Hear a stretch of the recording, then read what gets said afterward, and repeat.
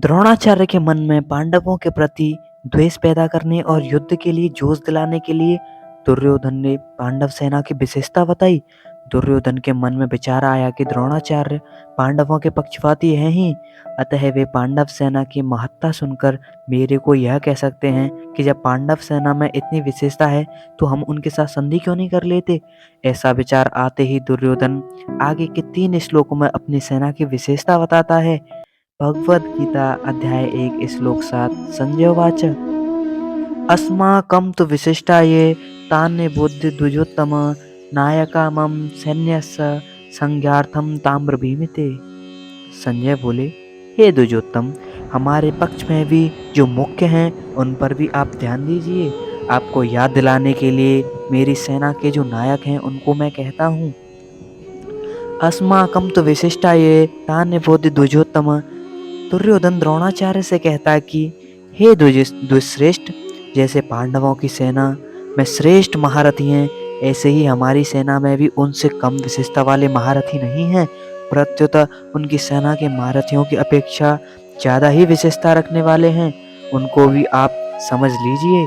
तीसरे श्लोक में पश्य और यहाँ निबोध क्रिया देने का तात्पर्य है कि पांडवों की सेना तो सामने खड़ी है, इसलिए उसको देखने के लिए दुर्योधन पश्य देखिए क्रिया का प्रयोग करता है, परंतु अपनी सेना के लिए नहीं करता, क्योंकि अर्थात अपनी सेना की तरफ द्रोणाचार्य की पीठ है, इसलिए उसको देखने की बात न कहकर उन पर ध्यान देने के लिए दुर्योधन निबोध क्रिया का प्रयोग करता है।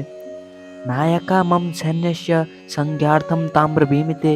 मेरी सेना में जो विशिष्ट सेनापति हैं, सेना नायक हैं, महारथी हैं, मैं उनके नाम केवल आपको याद दिलाने के लिए, आपकी दृष्टि उधर खींचने के लिए ही कर रहा हूँ।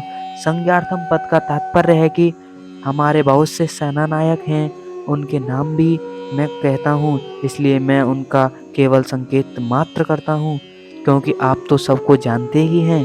इस श्लोक में दुर्योधन ऐसा भाव प्रतीत करते हैं कि हमारा पक्ष भी दूसरे पक्ष से कमजोर नहीं है, परंतु राजनीति के अनुसार शत्रु पक्ष चाहे कितना भी कमजोर हो और कितना पक्ष चाहे कितना भी सबल हो, ऐसी अवस्था में भी शत्रु पक्ष को कमजोर नहीं समझना चाहिए और अपने में ही अपेक्षा, उदासीनता आदि भावना किंचन मात्र भी नहीं रखनी चाहिए।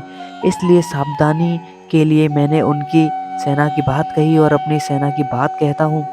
दूसरा भाव है कि पांडवों की सेना को देखकर दुर्योधन पर बड़ा प्रभाव पड़ा और उसके मन में कुछ भय हुआ, कारण कि संख्या में कम होते हुए भी पांडव सेना के पक्ष में बहुत से धर्मात्मा पुरुष थे और स्वयं भगवान श्री कृष्ण थे। जिस पक्ष में धर्म और भगवान रहते हैं उसका सब पर बड़ा प्रभाव पड़ता है। पापी से पापी, दुष्ट से दुष्ट व्यक्ति भी उसका प्रभाव देखता है। इतना ही नहीं, पशु पक्षी वृक्ष लता आदि भी उसका प्रभाव देखते हैं, कारण कि धर्म और भगवान नित्य हैं।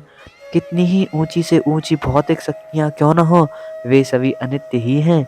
इसलिए दुर्योधन पर पांडव सेना का बड़ा असर पड़ा, परंतु उसके भीतर भौतिक सबलता, विश्वास मुख्य होने से वह द्रोणाचार्य को विश्वास दिलाने के लिए कहता है कि हमारे पक्ष में जितनी विशेषता है उतनी पांडवों की सेना में नहीं है, अतः हम उन पर सहज ही विजय प्राप्त कर सकते हैं।